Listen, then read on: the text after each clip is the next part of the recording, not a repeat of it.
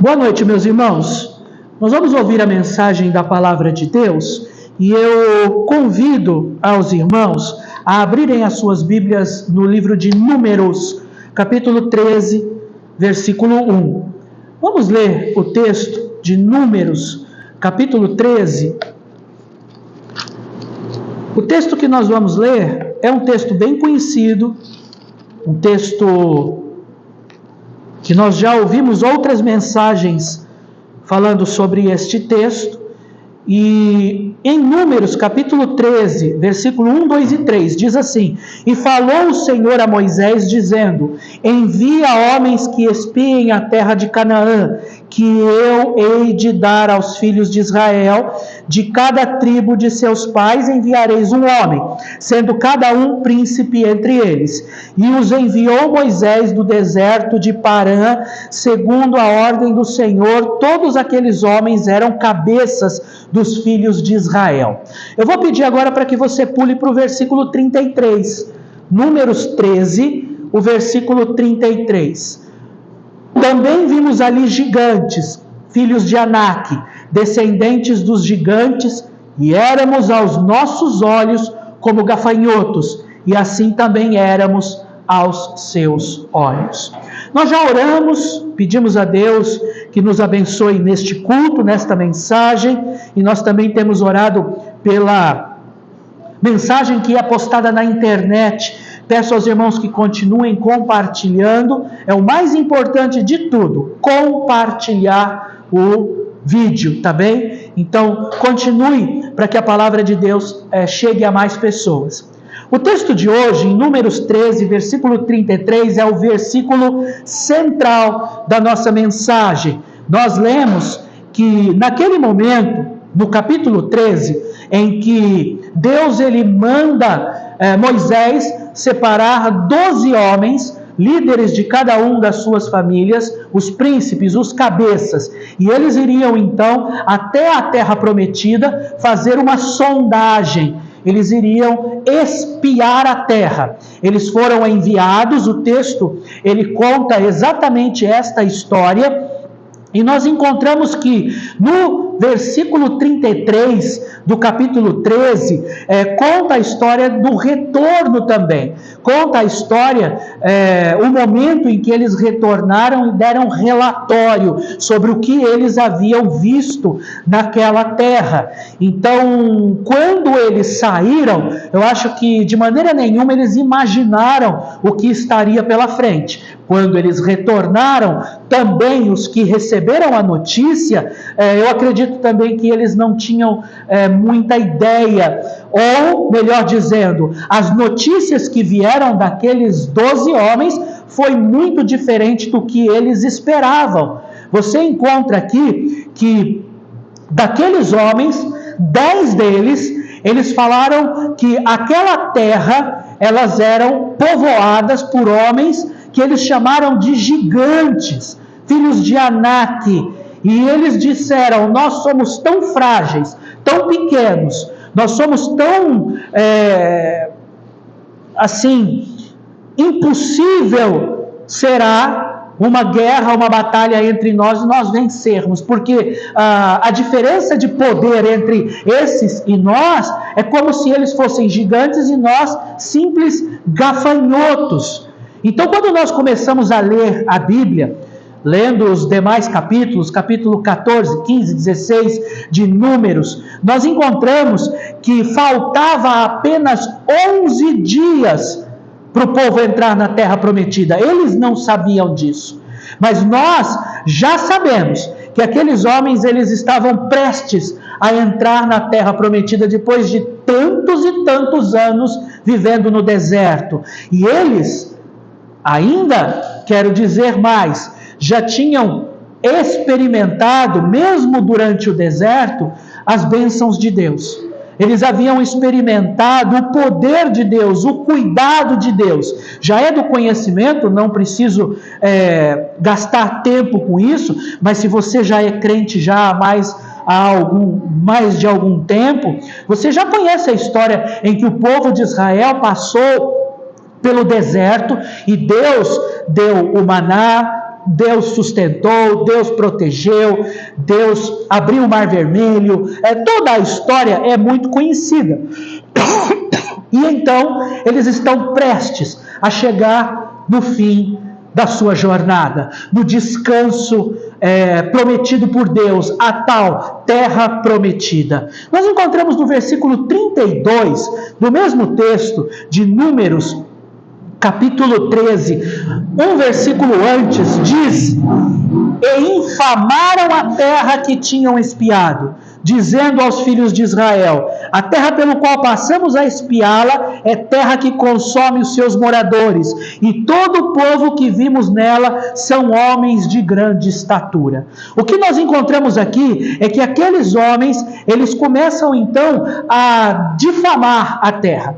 Eles começam a dizer: olha, ali tem muitos perigos, muitas dificuldades, aquela terra é um local onde os moradores, eles vão nos destruir. É um exército poderoso demais.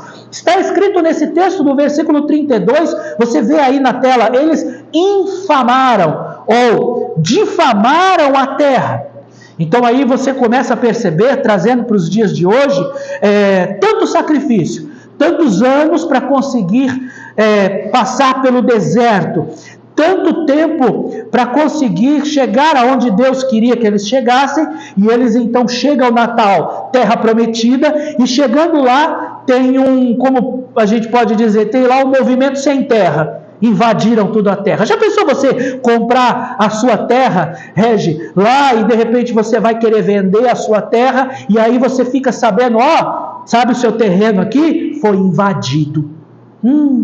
Dá uma dor no coração, né? Você fala, preciso botar esse povo para fora de lá. Não, a terra é minha, eu tenho os documentos, e aí chega alguém e invade a terra. Então, se você começar a pensar nisso, você começa a ver que problemão eles tinham. E não era um problema qualquer. No versículo 33, de novo diz: e também vimos ali gigantes, filhos de Anak, descendente dos gigantes, e éramos aos nossos olhos como gafanhotos, e assim éramos aos seus olhos também. Então eles começaram a ver que o problema era tão difícil, como se alguém chegasse para você e falou: seu terreno que foi invadido, sua casa que foi invadida, já deu uso capião, você perdeu. Mas como posso perder? Não, eu tenho os documentos, eu tenho a posse, eu tenho a escritura. Não, o governo deu para os outros. É a nova lei, é o novo governo. Que problemão? A quem recorrer? E eles estavam ali com um problema que era tão grande que deixou eles se sentindo tão pequenos. Porque quando o problema é muito grande, a gente começa a olhar para nós mesmos e começamos a nos achar inferiores, pequenos, impossibilitados. O problema é grande demais e eu sou inútil. E aí começamos então às vezes a nos sentir até complexados. Você conhece algum complexo? Já ouviu falar? Fulano de tal é complexado.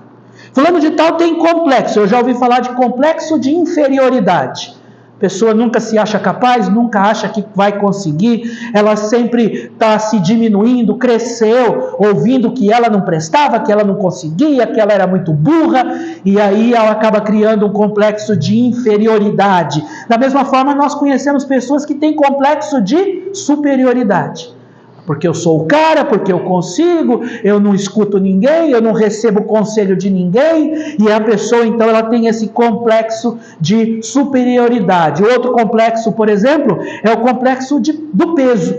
Tem gente que acha que está gordo o tempo todo, né? A pessoa, muitas vezes ela vai até ao médico, o médico diz: o seu peso está normal.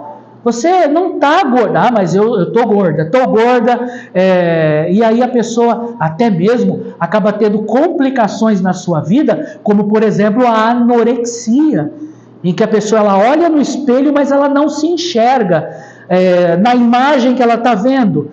E aí o médico fala: não, porque às vezes a pessoa ela tem um sobrepeso, mas ela está bem de saúde, não há um problema ali. Mas a pessoa ela está com 40 quilos, 35 quilos, ela está pele e osso, e ela continua achando que ela precisa emagrecer. Então isso são problemas de complexo que as pessoas têm. E você já, por exemplo, já ouviu falar de complexo de gafanhoto?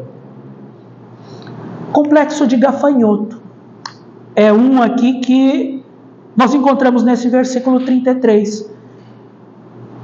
Eles olharam no espelho e não se enxergaram como eles deveriam se enxergar. Às vezes eles olharam no espelho e viram ali a cara de um gafanhoto, olhão vermelho, as anteninhas, eles tentando olhar no espelho e se enxergando como então se eles fossem um gafanhoto. Já pensou que coisa horrível? Você olhando assim e vendo no espelho um gafanhoto? E tudo começou no momento em que eles retornam para dar o relatório. Nos versículos 27 em diante, do mesmo texto, nós lemos assim, Números 13, 27. E contaram-lhe e disseram: fomos à terra que nos enviaste, e verdadeiramente mana leite e mel, e este é o seu fruto. E o povo, porém, que habita nesta terra é poderoso, e as cidades fortificadas e muito grandes, e também ali vimos os filhos de Anak. Os amalequitas habitam na terra do sul, os heteus e os jebuseus e os amorreus habitam na montanha, os cananeus habitam junto ao mar e pela margem do Jordão. Nós encontramos nesses versículos que eles davam um relatório, mas eles apenas olhavam para as coisas ruins. Você não leu errado, no versículo 27 eles disseram: fomos à terra e ela realmente é uma grande bênção. Verdadeiramente é do jeitinho que Deus disse que seria. Mana leite e mel. Uma terra produtiva, uma terra do jeito dos nossos sonhos. Mas aí, dos versículos 28 e 29, nós começamos a ver que, apesar do nosso Deus Todo-Poderoso ter dado a terra, prometido a terra, eles começaram então a colocar defeito e dizer: mas olha, tem inimigo em tal lugar, tem inimigo em tal lugar, tem problema em tal lugar, não vai dar certo por causa disso, não vai dar certo por causa daquilo. Você já ouviu aquela frase que diz: a voz do povo é a voz de Deus? Já ouviu? Já? Pois bem, essa frase é uma das frases mais erradas que pode existir. A voz do povo não é a voz de Deus. Porque muitas vezes o povo, ele não está falando em nome de Deus. Aqui nós encontramos que a verdade nem sempre está com a maioria. Por quê? 10 deles começaram a só olhar para as coisas erradas, as coisas ruins, para os inimigos, e falando: nós não vamos conseguir, nós somos pequenos, eles são grandes demais. Mas aí tiveram 2 apenas, dos 12, contra os 10, Josué e Calebe. Só estes 2 ficaram firmes. Só estes 2 olharam as possibilidades pela ótica de Deus. No domingo passado ou retrasado, irmão Sidney queria ter ouvido a mensagem, ficou famosa a mensagem, mas vocês não filmaram, sobre como Deus vê. Pelo menos me falaram mais ou menos isso. E nós vimos aqui, um dia eu vou fazer ele pregar essa mensagem de novo para eu gravar, que eu fiquei curioso. Mas aí nós estamos enxergando aqui como os homens enxergavam e como Deus enxerga. Josué e Calebe, eles estavam vendo como Deus via, e os outros 10 olhavam pela limitação humana. E aí a mensagem ela vai girar em torno da seguinte pergunta: qual o problema com esses 10? Qual que é o problema deles? Será que o problema deles é o mesmo que o nosso, que seria complexo de gafanhoto? Talvez alguns aqui essa noite possam descobrir que você tem complexo de gafanhoto. Como nós podemos diagnosticar um complexo? Você vai no psicólogo, no psiquiatra, você conversa, você faz os exames, você faz ali a consulta, e aí então ela vai, o médico ele vai diagnosticar, ele vai dizer: olha, teu problema é tal. Essa noite eu quero ver se você, junto comigo, descobre se você é um que tem também complexo de gafanhoto, como esses 10. Primeiro, sintoma que nós encontramos naqueles que têm complexo de gafanhoto. Primeiro sintoma, medo. Pessoa muito medrosa. Números 14, verso 1 diz: então toda a congregação levantou a sua voz e o povo chorou naquela noite. Ô dó! Os 10 chegaram e medo contagia, complexo de gafanhoto contagia. Chegaram e falaram: é muito difícil, não vai dar certo, é muito caro, porque os Anak estão lá, que eles são gigantes, nós somos miseráveis pequenininhos, e lá tem Jebuseu, Amorreu, tem corintiano, tem tudo que não presta lá, e eles vão atacar, e eles vão matar, e não tem como. O que aconteceu? O povo que estava escutando isso começou a desesperar. Já imaginou alguém na igreja dizendo: irmãos, como que a gente vai construir nosso lugar? Vai ser caro, nós não vamos ter condições de comprar a parte elétrica, nós não vamos poder pôr o piso, nós não vamos... Já imaginou o quanto isso acaba desanimando os irmãos? E aí acontece que o medo acaba atraindo a covardia. Todo mundo acabou se sentindo pequeno, o tamanhozinho de um gafanhoto. Eles olharam para si mesmos. Eles pararam de olhar para o poder de Deus. Você se lembra de tudo aquilo que aquele povo havia visto? Tudo que Deus já tinha feito na vida daquele povo? O mar se abrindo. Eles viram. O maná caindo do céu, o pão do céu caindo, alimentando eles todo dia. Água, a nuvem que protegia eles do sol escaldante do deserto o dia todo, a coluna de fogo. Você pode falar que nuvem, tudo bem, tem nuvem, no deserto é mais difícil. Mas, meus irmãos, coluna de fogo durante a noite para aquecê-los e guiá-los. Eles viram tudo isso. Deus já havia se manifestado no deserto e o povo ainda desconfiava de Deus. Você já percebeu o quanto Deus já fez na nossa vida? E quando chega um problema, a gente balança, a gente treme as pernas, a gente acaba até achando que Deus pode fracassar. E aí vem o medo. Sabe, eu não sei se era medo de Deus fracassar ou se era medo de Deus tratar com eles.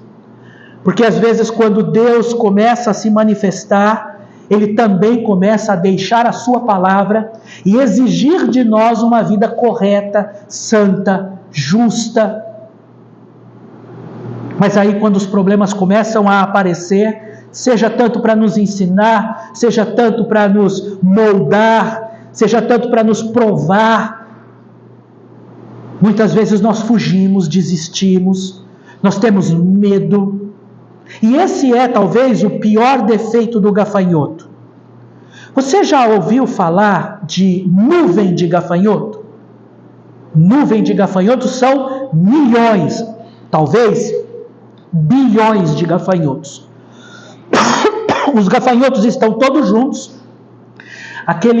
Há pouco tempo atrás eu vi na TV que teve uma nuvem de gafanhoto. É um negócio tão absurdo, tão grande, que tem um nome específico para isso. Não é enxame, como de abelhas, mas é tão grande, tão destruidor, que eles chamam de nuvem, porque é realmente uma nuvem, tapa o sol. E aí a nuvem de gafanhoto, mais ou menos no sul, no Rio Grande do Sul, no Uruguai, na divisa, a nuvem de gafanhoto passou pelas plantações, mas os gafanhotos chegam a comer o caule. Em alguns casos, eles chegam a comer quase que até a raiz das plantações. Fica devastado uma nuvem de gafanhotos. Quando eles estão juntos, eles são fortes, eles são poderosos. Mas você já viu um gafanhoto sozinho? Ele é um covarde. Você vê o gafanhoto assim na grama, sozinho lá, todo, vem, eu pego você. Aí você faz, sai pra lá. O que o gafanhoto vai fazer? Ele vai fugir. vai ficar de verde, ele vai ficar branco de medo de você. Porque quando eles estão sozinhos, eles são covardes.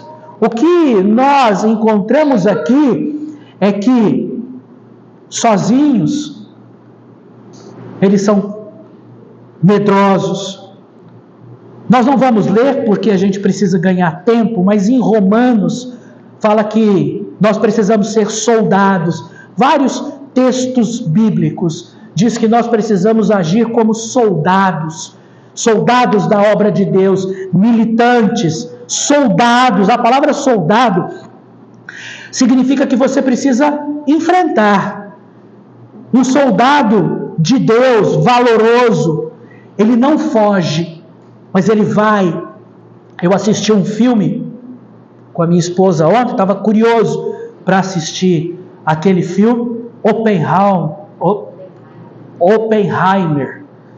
aí o pai da bomba atômica. E teve um dos momentos naquele filme que eles disseram que a Segunda Guerra Mundial já acabou, a Alemanha já se rendeu, mas o Japão continua lutando e lutando e lutando, porque o povo japonês, ele tem essa de não se render. Está na cultura oriental, ele não se rende. E aí eles começaram a falar, ilhas pequenininhas, que nem Japão era ainda, nós perdemos quase 100 mil soldados americanos, e eles continuam lutando, lutando.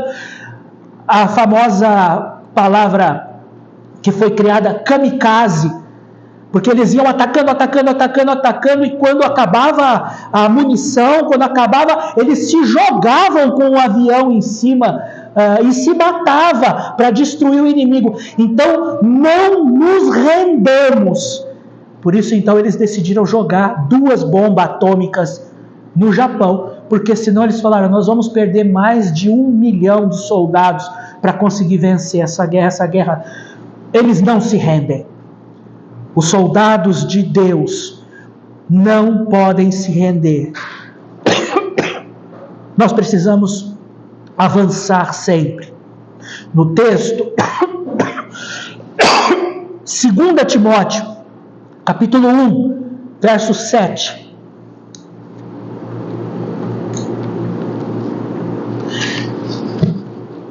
2 Timóteo 1,7 diz assim: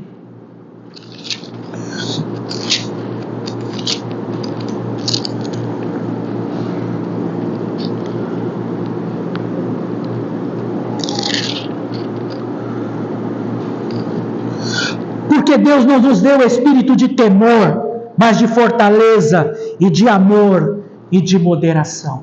Amém? Deus, ele nos deu um espírito de coragem, de continuar em frente, de não parar. Sabe quantas vezes Deus diz na palavra, não tenha medo? Sabe quantas? 365 vezes. Sabe o que isso significa? Que Deus, ele diz, não tenha medo, todo dia do ano. Todo dia que você acordar, todo dia que você levantar da cama, Deus, ele diz para você, não tenha medo, eu estou com você. No texto de Josué, capítulo 1, Josué, capítulo 1, versículo 1, diz assim: e sucedeu depois da morte de Moisés, servo do Senhor, que o Senhor falou a Josué, filho de Nun, servo de Moisés, dizendo: Moisés, o meu servo, é morto. Levanta-te, pois, agora, passa o Jordão, tu e todo o povo, a terra que eu dou aos filhos de Israel. Todo lugar que pisar a planta do vosso pé vos tenho dado, como eu disse a Moisés, desde o deserto do Líbano até o grande rio Eufrates, toda a terra dos heteus até o grande mar, do poente do sol será o vosso termo. Ninguém te poderá resistir todos os dias da sua vida. Como fui com Moisés, assim serei contigo. Não te deixarei e nem te desampararei. Esforça-te e tem muito bom ânimo, porque tu farás a este povo herdar a terra que jurei a seus pais que lhes daria. Tão somente esforça-te e tem muito bom ânimo para teres cuidado de fazer conforme toda a lei que o meu servo Moisés te ordenou. Dela não te desvies, nem para a direita nem para a esquerda, para que prudentemente te conduzas por onde quer que andares. Aquele que junto com Caleb chega e diz: essa terra será nossa, porque Deus prometeu. No final, Deus então honra aqueles dois. Josué, agora sozinho, ele então herdou a terra que Deus havia prometido. Ele não tinha complexo de gafanhoto. Sozinho, ele não precisava de uma turma com ele. Ele arregaçou as mangas e venceu o medo. Você quer saber se você essa noite tem complexo de gafanhoto? Você é um medroso. Medo. Segundo, sintoma, murmuração. Quem tem complexo de gafanhoto vive reclamando. No texto de Números 14, versículo 2 e 3 diz assim: e todos os filhos de Israel murmuravam contra Moisés e contra Arão. E toda a congregação lhe disse: quem dera tivéssemos morrido no Egito. Olha só, eles param e falam: Deus nos tirou do Egito, Deus nos deu liberdade. Eu preferia ter morrido escravo no Egito. Que injustiça! Ou quem dera tivéssemos morrido neste deserto. Que ingratidão! E aqui nós encontramos aquelas pessoas reclamando. Tanto nos versículos que nós lemos, nós encontramos também no verso 30 do texto de de Números 13. Então Caleb fez calar o povo perante Moisés e disse: certamente subiremos e a possuiremos em herança, porque seguramente prevaleceremos contra ela. Porém os homens que com ele subiram disseram: não podemos subir contra aquele povo porque é mais forte que nós. Do lado Josué e Caleb, firmes com Deus, confiando na promessa de Deus, na palavra de Deus. Do outro lado, aqueles 10 contaminando todo o povo, com medo, reclamando, murmurando. Eu me lembro quando Moisés estava passando por isso. Era como se fosse uma igreja que só sabia reclamar. Moisés não era uma igreja, vocês entendem, mas na época Moisés era como se fosse um tipo de Jesus que liberta o povo, como Jesus nos libertou do pecado e nos salvou. Então Moisés, ele está com o povo no deserto, tirou da servidão do Egito, e o que o povo fazia? Reclamava, tudo via errado, tudo era só reclamar, e eles reclamavam do maná, reclamavam do deserto, reclamavam de Moisés, tudo era motivo de reclamação. 3.000 pessoas reclamando. Eu fico com pena do pastor Moisés. Já imaginou? Ele fazendo o máximo que ele podia, e pelas costas, pela frente, até mesmo Miriam e Arão se juntando ali, os dois dizendo: porque Moisés isso, porque Moisés aquilo, porque eu não concordo com ele, porque ele fez errado, reclamando, mas eu digo, graças a Deus por Josué e Caleb. No verso 30 você viu que Caleb disse? Ele mandou o povo calar a boca. Eu gosto de Caleb. Cala a boca, para de reclamar, seus reclamão. Certamente nossa terra Deus irá nos dar. Por isso eu sempre vejo que 1 ou 2 com Deus é maioria. Já ouviu essa frase? Pode estar todo mundo dizendo que não vai dar certo, reclamando. Se alguém decide fazer a obra de Deus, fica perto deste. Pode ser 1 ou 2 contra os outros 10, 20. Deus vai honrar estes que permanecem firmes. Sabe, é muito difícil lidar com pessoas murmuradoras. Até Moisés, que era chamado o homem mais manso do mundo, da terra, ele ficou tão estressado com gente reclamando. Eu não tenho, como pastor, eu não tenho problema de trabalhar. Eu trabalho. Hoje a gente, acho que a Vanessa e a Dani trabalharam mais que eu hoje. escola dominical, culto à tarde, culto à noite. Para nós isso é uma bênção. A gente está cansado fisicamente, mas espiritualmente nós nos renovamos a cada culto. Amém? Amém. Mas é tão ruim quando chega alguém assim e começa a... Aquilo desgasta a gente. Aquilo deixa a gente... Eu não estou dizendo que você não possa procurar o seu pastor e desabafar com ele. Não é isso que eu estou dizendo. Mas eu estou dizendo que é uma diferença muito grande em você pedir ajuda e você apenas chegar para reclamar. Você só quer reclamar. Só quer encontrar um defeito. Isso é contra a vontade de Deus. Uma vez eu até preguei, acho que eu vou pregar essa mensagem de novo. Uma mensagem intitulada Quando a Igreja faz os seus pastores pecarem. Não, mas fica para uma outra oportunidade. Nós precisamos, irmãos, ao invés de reclamar, dar glória a Deus. A Bíblia não manda em tudo dai graças. Deus, Ele quer servos e não pessoas reclamonas.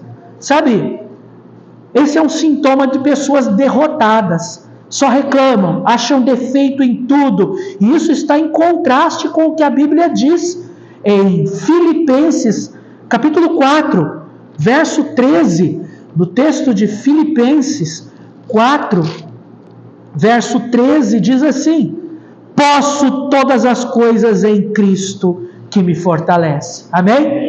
Ah, pastor, eu não consigo. Ah, pastor, eu não tenho dinheiro. Ah, agora fica só falando de dinheiro, de moedinha e de oferta e comprar isso, comprar aquilo.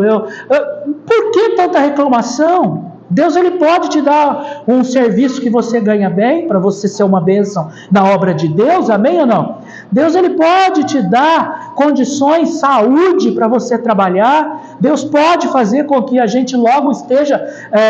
alguém chegou e falou: pastor, será que até o fim do ano a gente não vai estar lá no ter... Ah, você não sabe o quanto isso me deixa alegre, de ver animação, falando, precisamos botar a mão no bolso. E tem uma frase em inglês que é muito comum, que diz assim: coloque em ação aonde a tua boca está. Em inglês é mais bonito, mas eu não sei falar em inglês. Então fala, o que você está falando, põe em prática. É isso que quer dizer. Então, eu quero muito, então eu vou fazer acontecer. Eu vou, porque Cristo, Ele me dá condições. Cristo, Ele... eu vou deixar para lá a reclamação e vou dar um jeito. Eu vou ajudar, eu vou me envolver, eu vou procurar um meio. Mas aí quem tem complexo de gafanhoto, só reclama. Não faz nada e só reclama. Então, para você ver, o primeiro sintoma, medo. São covardes quem tem complexo de gafanhoto. Segundo, reclamão, murmuradores. Terceiro, o sintoma é, preste atenção, um conceito errado de si mesmo. Lembra que eu falei agora há pouco daquelas moças que elas olham no espelho e elas estão com 40, 35 quilos, têm 18, 19 anos, e ainda se acham gordas, que querem ser modelos, essas coisas, e aí elas são diagnosticadas com uma doença grave, chamada anorexia, bulimia. Por quê? Porque elas olham no espelho e não se enxergam, não veem, elas falam, não, eu tô gorda, e as pessoas falam, pelo amor de Deus, você tá com anemia, você vai morrer, você tá muito doente, você tá magérrima. É um conceito errado de si mesmo.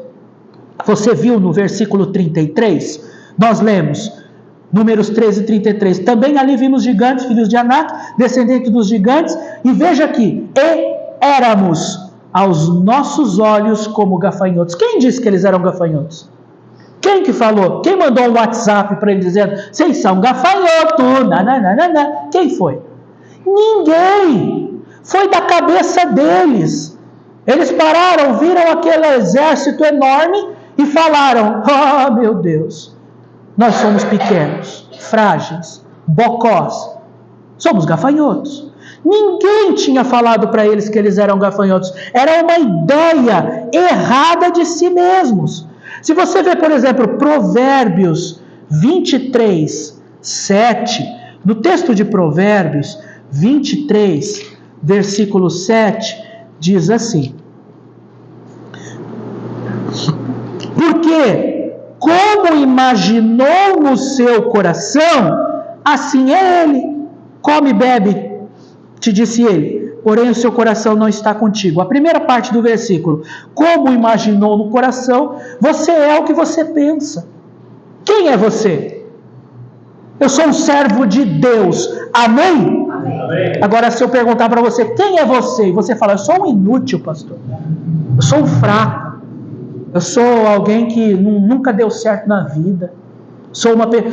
Você vai acabar se transformando nesse bocó, você vai acabar se transformando nesse inútil, você vai acabar se transformando nesse gafanhoto. Quem é você? Eu sou filho de Deus. Isso basta. Tudo posso naquele que me fortalece, então, porque eu sou filho do rei. Então eu posso porque Deus está na minha vida e eu vou fazer a vontade de Deus. Você consegue perceber? Mas eles não. Eles olharam e só viram os gigantes e compararam consigo mesmo. Se você começar a comparar as coisas desse mundo com você, eu tenho pena de você, porque os problemas deste mundo, os gigantes, inclusive o próprio Satanás, ele é maior que você. Mas você vai começar a se comparar com o diabo?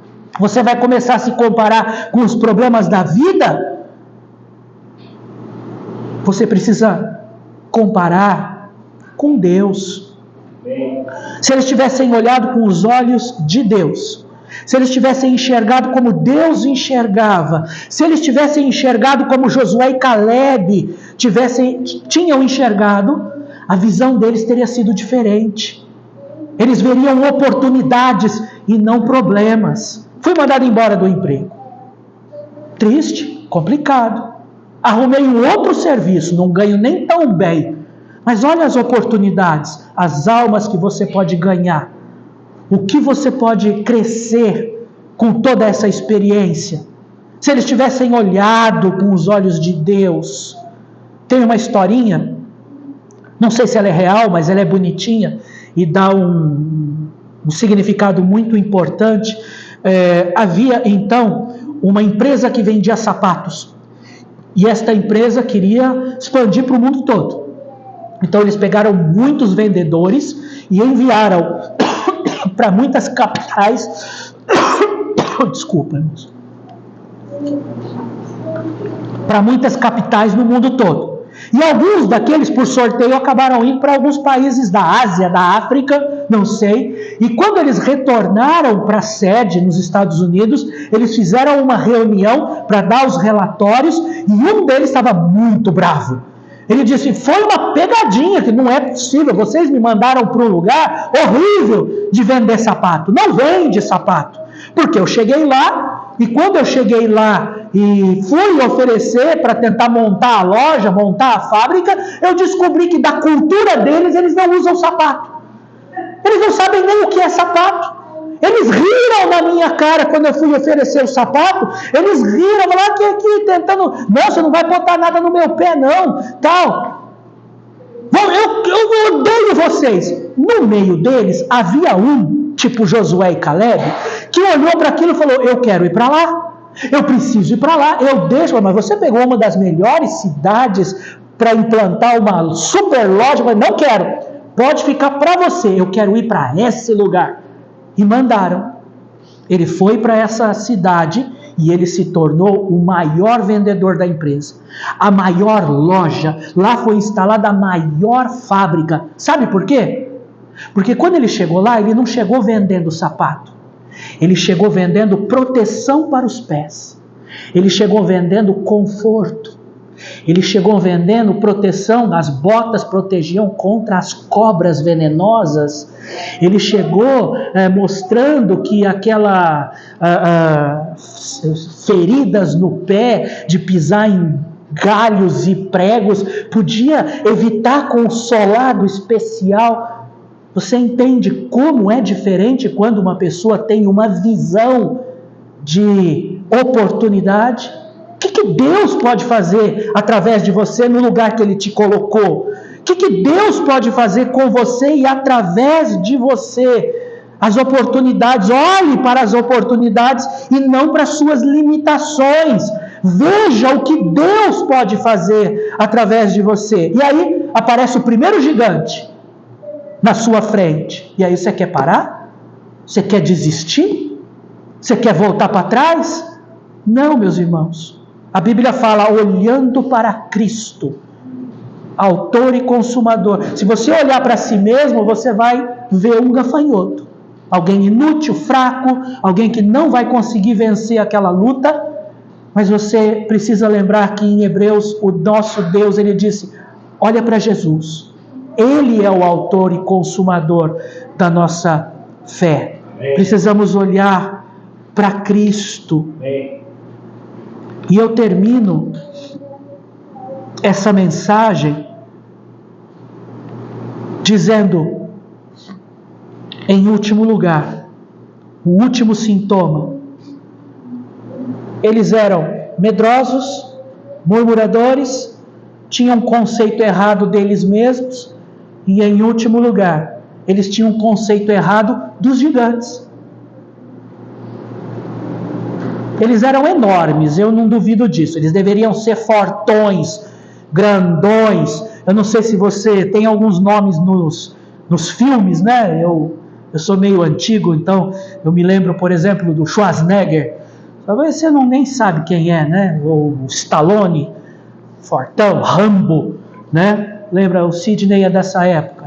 Foi no cinema, assistiu o Rambo? Eu saí assim, ó. Eu assisti o Rambo, quando eu saí assim, né?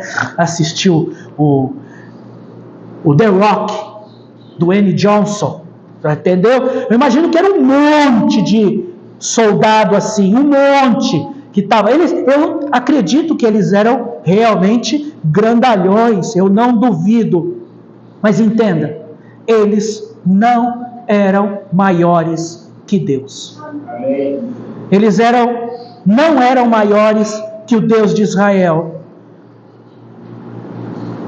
Josué, capítulo 2, e a gente encerra a mensagem no texto de Josué, capítulo 2, porque Josué é a hora que eles então, depois que espiam a terra, a gente encontra o fim da história. Josué 2, verso 1. E Josué, filho de Num, enviou secretamente de Sitim 2 homens a espiar, dizendo, ide reconhecer a terra de Jericó. Foram, pois, e entraram na casa de uma mulher prostituta, cujo nome era Raabe, e dormiram ali. A maioria dos irmãos conhece a história. Para a gente ganhar tempo, a gente pula lá para o verso 9. E disse os homens, bem sei. Aqui é o testemunho que o exército inimigo, que as pessoas do inimigo estavam dizendo para os 2 espias. Olha que interessante. E disse aos homens, aos 2 espias, bem sei que o Senhor vos deu estas terras, e que o pavor de vós caiu sobre nós, e que todos os moradores da terra estão desfalecidos diante de vós, porque temos ouvido que o Senhor secou as águas do Mar Vermelho diante de vós, quando saís do Egito, e o que fizestes aos 2 reis dos amorreus, a Sion e a Og, que estavam além do Jordão, os quais destruíste, e que, ouvindo, desfaleceu o nosso coração, e em ninguém mais há ânimo algum, por causa da vossa presença, porque o Senhor vosso Deus é Deus em cima dos céus e embaixo da terra. O que nós encontramos? Os tais gigantes estavam com mais medo do povo de Israel do que o povo de Israel deles. Você já entrou numa casa, você viu o cachorro, e aí o dono do cachorro fala assim, pode entrar tranquilo, ele está com mais medo de você do que você dele. Já falaram isso para mim. Tenho 2 cachorrão lá em casa, 2 labrador, e aí as pessoas ficam com medo de chegar perto dos 2, do Homer e da Marge. E aí quando chega, vê que eles são 2 bebezão. E se você faz assim, nossa, ele chega a tremer de medo, né? O Homer, covarde, tadinho. Acho que ele tem complexo de gafanhoto. Eles estavam com mais medo do exército do Deus de Israel do que dos próprios que estavam se achando gafanhotos. Irmãos, às vezes, a gente é que faz o problema ser grande. O problema nem é tão grande assim. O problema nos traz preocupação. O problema nem aconteceu, mas aí na sua cabeça você já fica pensando, você já fica aumentando o problema. Você já fica, o problema é desse tamanho, você faz ele desse tamanho. E você começa então, no seu complexo de gafanhoto, imaginar que o problema ele é tão grande que ele vai te consumir. Quando na verdade, quando você vai, Deus até já resolveu o problema para você.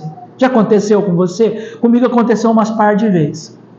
Cheguei lá, nem precisei falar nada, nem precisei resolver nada, e eu não dormi aquela noite. Quando eu cheguei de manhã, fui lá conversar, já estava tudo certo, tudo pronto, tudo resolvido. Eu falei, como que Deus faz as coisas. Às vezes somos nós que fazemos do problema grande demais. Eu sei, o diabo, ele é cruel. A carne, ela é sorrateira, ela engana, o nosso coração é enganoso.